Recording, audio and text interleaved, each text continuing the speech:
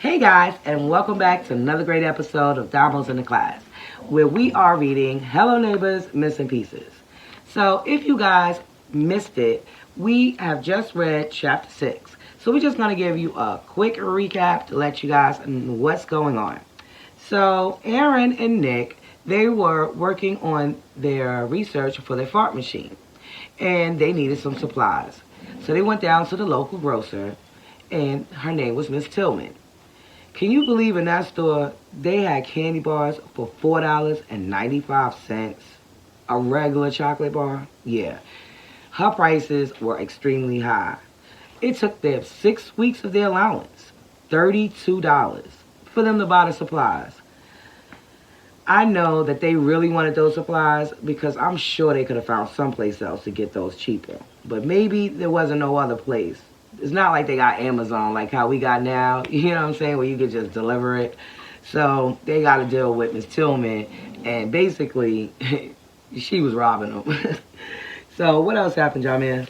So Nick got home, then he heard his power drill coming from across the street. So he climbed up the ladder to the window. Then he heard his power drill again in the basement. So he went down to the basement, and then he saw Mr. Peterson, but I don't know what he was doing. But Nick got out of there quick, and then so he climbed back out the window, and then he got back home. And then Nick thought about it and said that Mr. Peterson is probably not gonna give him a second chance. Right, to stay away from that basement because we don't know what's going on down there, right? Mm-hmm. So basically, Nick was scared, and now we about to start chapter 7 to see what's going on. So, Jamir, you did an excellent job with that recap. How about you start us out, then Jalia, then I'll take it. The rattle on my tiles Trellis. wake me from a restless sleep. For it was the grocery store again, the cold metal. Talk louder. The cold metal grid Mm-hmm. of the cart against my bare legs. Period. The towers of can goods. Period. The giant brown doors with their rubber stoppers on the ground. Period. I got out of the cart this time, and when I pushed the door open, I didn't see the grocery aisle that I thought I would. Period. It was just endless tunnels in every direction, dark, winding passages leading to nowhere. Mm-hmm. Period. I've never felt more afraid. Period. I overheard my grandma once say to my mom, keep a leash on keep a leash on that wolf. Period. He seems too much at night. Period. For as much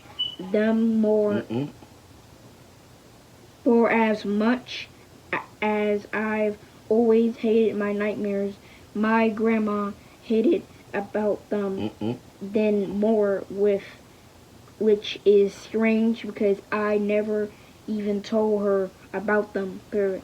She always just knew. Period. I wish my mom had figured out how to put that leash on me. Period. Between the nightmare and the specter of Mr. Peterson, still too close to a door, I launch myself from my bed and head straight for the window, determined to face down whatever threat is rattling the trellis. Period. Expect there's no one there. Period. Must have been a cat, I tell myself. The neighborhood cats have taken to climbing the trellis lately, a new fun development to my already frayed nerves on edge. I'm just about to go back to bed when I hear the crinkle of paper. I open the window and lift the screen from the frame, leaning as far as I can over my window without falling out. There, trapped between a rung of the trellis and the vines that weave through it, is a carefully folded piece of notebook paper. I teeter out onto the trellis, still shaking from my dream, and my foot loses its grip on the slat just above the piece of paper. I catch myself, but barely, and I'm rewarded with a sharp scratch from a splintered adjacent rug. I grasp the note, holding it in my mouth until I climb back to my window and replace the screen. 8 p.m. Llama Farm. Don't be late. I smile, even though my hands are still shaking from my climb, and my arm is burning with a new scrape, and my head is still swimming with visions of dark, endless tunnels. I arrive at 7:59. Aaron is already there, lying in waiting, pick in hand. Ready? He asks. I have no idea. I say, well, just answer me this. Can you be stealth? Yes. I need a firm commitment there.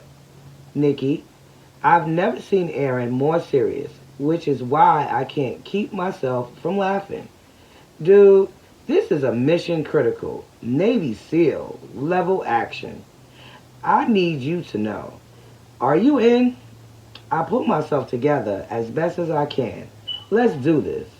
Here's the thing. Once Aaron discovered I was good with gadgets, a world of opportunity in this strange yet boring town seemed to open up. Cranky Miss Bevel restores old doll heads, so of course we had to find a way to pipe creepy voices into her shop. Look, if you're going to own a store filled of antique doll parts, you're kind of already set up for terror.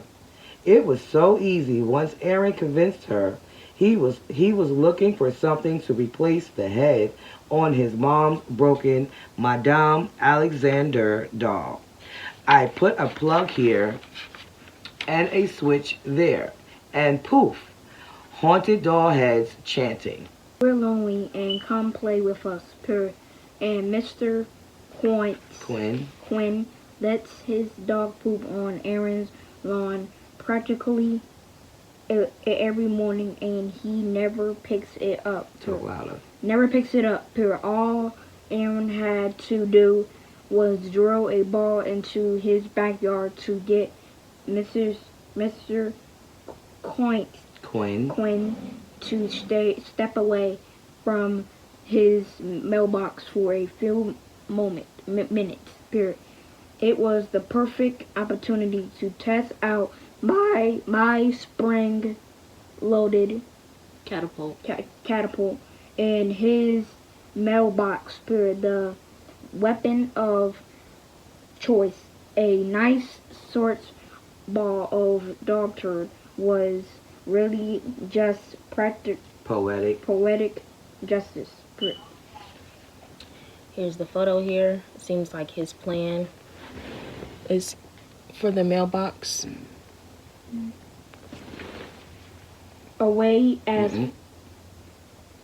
Anyway, as far as I can tell, Farmer Llama never did anything deserving of the Robin Hood level justice for the Robin Hood level justice were we've been doling out, so I'm not altogether certain what we're doing here, period. But Aaron is 100% displayed, dialed in, and he's not in a place to be questioned at his second, period. Aaron spends half his time looking over his shoulder, even though I'm the lookout. Just focus on the lock, I say. Give me some space. Any closer, you'll be on my shoulders, he says. And holy aliens, Aaron is nervous. This is the first time I've ever seen him nervous during a prank. You know we're both going to be in so much trouble if we get caught, right? I say, wiping a bead of sweat from my hairline. Nope, he says, not getting caught. Come on, you can't pull a prank on a llama farm without attracting attention. Llamas are too cute. Mess with llamas, pay the consequences. It's just common sense, I ramble. Number one, he says. No one ever said anything about doing anything to the llamas. We're after something of more symbolic value. The llamas are off limit. Try the bump key, I said, and Aaron looks annoyed, but he tries it anyway. Number two, he says. I thought you only answered to your space alien overlords. True, I concede.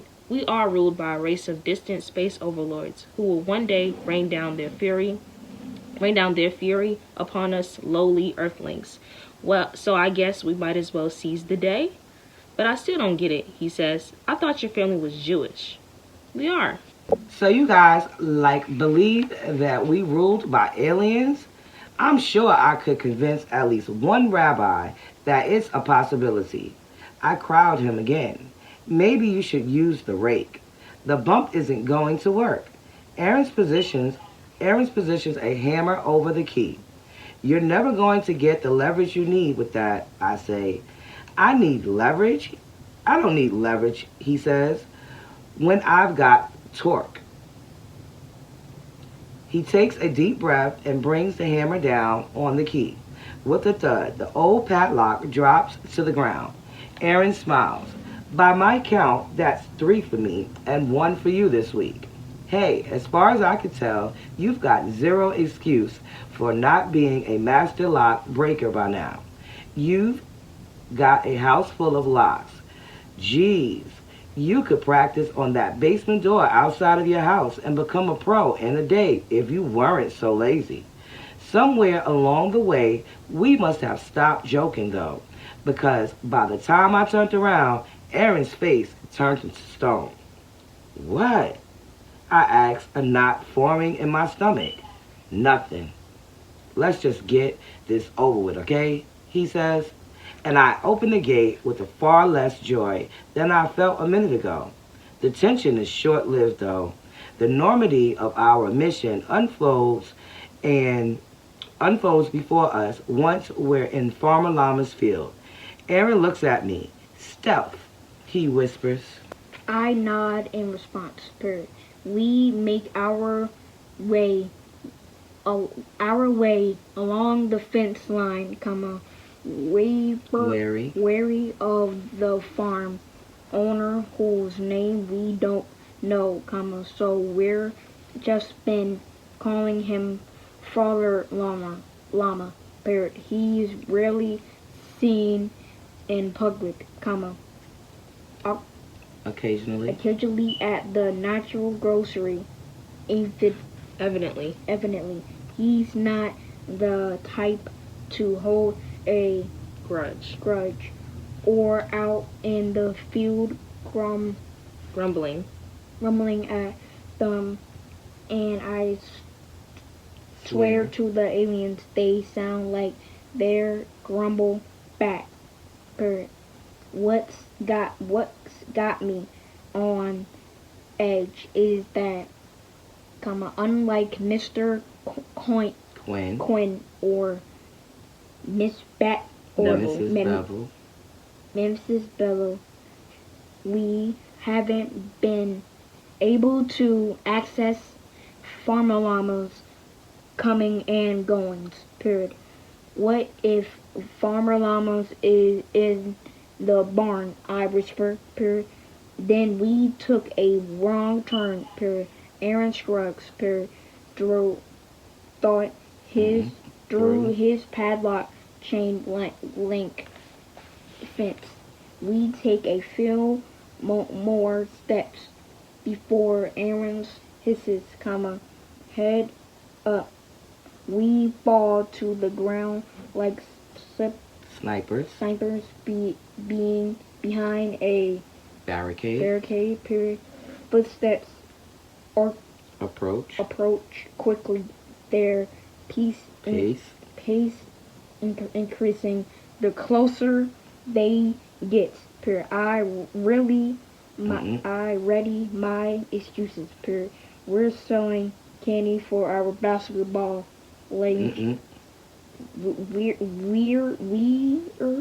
Where? We're selling candy for our basketball Mm-mm. Baseball. baseball link League. period. We're Where? We're with the future farm of America, period. We want to mow his lawn, period. This is it, comma, I whisper through my Whimper. whisper, period. Mom, comma, dad, comma, I love you, period. Please don't send me to military school, period. Quaint, Mm-mm. quiet, Aaron whispers, comma, but he's laughing so hard he barked and now I can't keep it in and out. Mm-mm. And oh well, Mm-hmm. it was a good life, I suppose. The footsteps come to an abrupt halt a couple of yards away. Aaron rises from the grass first and snorts. I stand to find myself eye to eye with a dusty gray llama. Why do they sound so human when they walk? Aaron asks. I've asked myself the same question so many times. Come on, Aaron says, dusting off the grass. Let's just ignore the llama? Right, he says. I salute him. Roger that, I nod. Stealth. The llama burps. So what are we looking for? I ask. The barn, Aaron says, and we both look at the field in front of us. I count 5 barns, all identical in size and faded shade of blue. Can you be more specific? More footsteps, and out of the tall grass emerges a dark brown llama to accompany the first. Hey, look, he brought a friend, I say. Can we focus, please? Aaron says, and I can tell he's getting nervous again, but I can't help myself. We make it halfway across the field before we realize we've attracted a small crowd. At least 5 llamas follow us toward a small blue outbuilding at the edge of the field. I can't contain my laughter. What? I think we left Stealth back there by the gate. In case you hadn't noticed, we've got groupies now. A llama sneezes, spraying the side of my arm. Anyway, we're almost to the barn, right? I say. But just as we approach the outbuilding, I hear a voice in the distance. Maggie! Frank! What the dickens, what the dickens are y'all doing out there? At first, I think he's talking to us, but 2 of the llamas turn in his direction when they hear his voice. Shoot! Go! Go! Go! I dropped to the ground and army crawled onto the itchy grass towards the little blue building. Joey, Cindy, where the devil are you? I keep expecting people to pop out of the nearby buildings, but no. Clearly Maggie, Frank, Joey, and Cindy are the llamas, steadily chewing a path at our tail, giving away our location with every second they linger. Now or never, Nikki, Aaron whispers, and this time I can tell he's not goading me on. Whatever this stupid mess is, we're in it together. I crawl until my pants fill with dry grass. And in act of awesome bravery, okay, pointless idiocy, I leap to a stand and swing around the corner of the outbuilding, Aaron following close behind. We stand there panting backs against the clapboard wall of the barn, and all at once, comma, I see Aaron's eyes light up in the dark, pure. What? I ask under my breath, pure. That's it, comma, he says, comma, and his face breaks into a smile, pure. I can't see what he's so happy about, pure. It's just the inside out of a barn wall, pure. But whatever it is, it's what we came here for tonight, pure. Seconds later, I hear heavy boots crush the overgrown where we just hiding it's dinner time, comma, A gravelly. gravelly voice says from so close by, comma, I can hear him wheeze, Mm-hmm. period. We go silent, Mm-hmm. not even Daring. daring to Exhale. exhale, period. I squeeze my eyes shut, willing myself to be invisible, period. One of the llama Grunts. grunts, period. Now don't you take that tone with me, comma, for Farmer Llama says, and I bloat, Elbow. elbow Aaron hard in the ribs while he bites his hard to Mm-hmm. his hand to keep from losing it, period. More shuttles Shuffling. shuffling in the grass, and finally one of the llama offers a more Agreeable. agreeable sound, period. All right, that's more like it, comma, he says, and his boost kicks. There's way though Mm-hmm. through the Mm-hmm. tall grass, period. One by one, comma, his llama follows their master Grumbling. grumbling as they go, period. Once we're sure he's left the barn and we can't hear the llamas nearly, Aaron, Mm-hmm. Nearby. nearby, Aaron agrees, emerges from the barn first, comma, si- Signaling. signaling, Signaling. Signal. signal, Signaling. signally It's okay.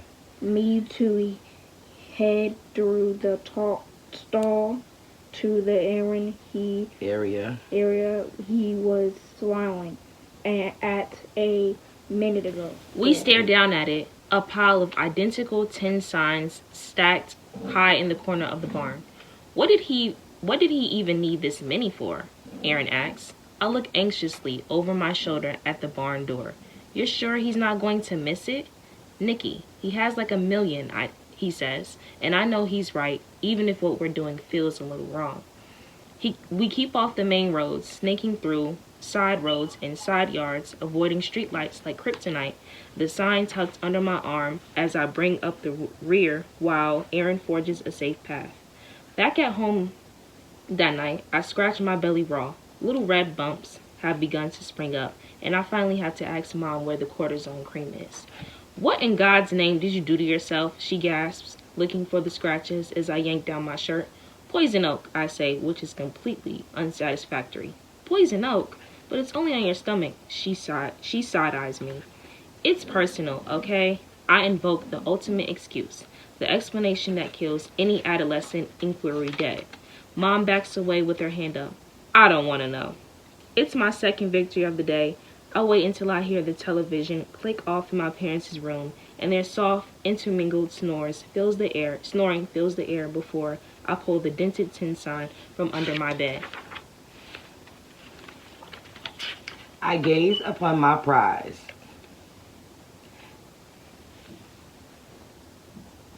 We had no choice but to take the sign. It was literally calling my name, but actually it called to Aaron's first. It was my name and he answered the call, planning a heist that would only have a special meaning for me. We've never stayed in one place long enough for me to make a good friend. That night I tossed and turned, worried about how long it would take for my family to leave Ravenbrooks, just like we've left everywhere else. All right, guys, so we're going to try to sum up chapter 7 real quick. Jamie, what happened? So Aaron left a note for Nick to be there at the llama farm at 8 o'clock p.m. and Nick arrived there at 7:59. Aaron was already there with pick in hand. Yep, and then after that, what happened? Let me see. So after they met at the thing, they wanted to go inside, but they actually snuck inside of Mrs. Bevel is her name. She has a doll shop, and she replaces heads. And so they convinced her that they needed to get in there, Aaron, to look for a replacement for one of his mom's dolls, Madame Alexander. Yeah, but that was just a story. He just wanted to get in there so they could leave creepy voices. Which, I guess as kids that would be, I don't know, funny. At least that's what he's thinking. And then they also went in through the padlock on the fence of the llama farm. They don't know his name, so they call him Farmer Llama. But they wanted to get over there and start some havoc over there and pick those locks.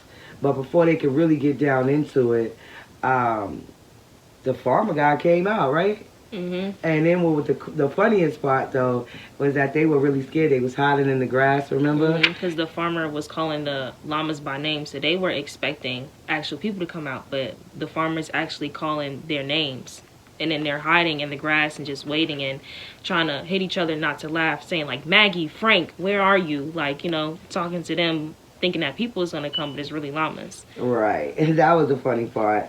So it was like at least 5 of them. And they were basically, the llamas kept coming over to where Nick and Aaron were hiding in the grass, giving them up, and they was thinking that they was going to get caught by the farmer. And so they was trying to keep quiet, keep their stealth is what they call it. But they really couldn't hold it in, and they was busting out laughing. But when they did get a chance, that they seen a pile of identical tin signs inside the corner of the barn, and they end up taking one of them. And at the end, when they got home, Nick was trying to hide it from his mom because he didn't want his mom to see it. But it was really sweet that Aaron had gave to him. And so now he's kind of sad because he doesn't know. See, this is the 10 Sign. That's the sign. It says St. Nick's Lonely Llamas. Right. And so Aaron got that for him. And now Nick is basically sad because he doesn't really know when his family's going to pick up and leave Raven Brooks like they leave everywhere else. So looks like, that's a little bit of sweet for him. But we looking forward to chapter 8. What you think might happen in chapter 8? I think that Nick and Aaron, Nick is gonna admit to mom and tell them what happened at the llama farm. Yeah, he might have to say something about that because she was saying that he was acting funny and moving, and she didn't really know what was happening, like he was covering up something. He probably don't want to tell that he's out there hanging out with Aaron and taking stuff that he's not supposed to. Yeah, I think Aaron and Nikki are gonna spend more time together, but it may conflict with Enzo. So Enzo might witness them or see them as they begin to come closer, because it seems like Nick doesn't really want to stop that friendship. He's getting really close to him, so Enzo may see something. I don't know. We might see him in the next chapter. That's true, and definitely get to learn some more about Mr. Peterson and see what's going on over there in that basement. Well, guys, until then, I hope you enjoyed our read for Chapter 7, and we look forward to you for Chapter 8. And so, guys, get you a copy. If not, just come on back and let us read to you. See you next time.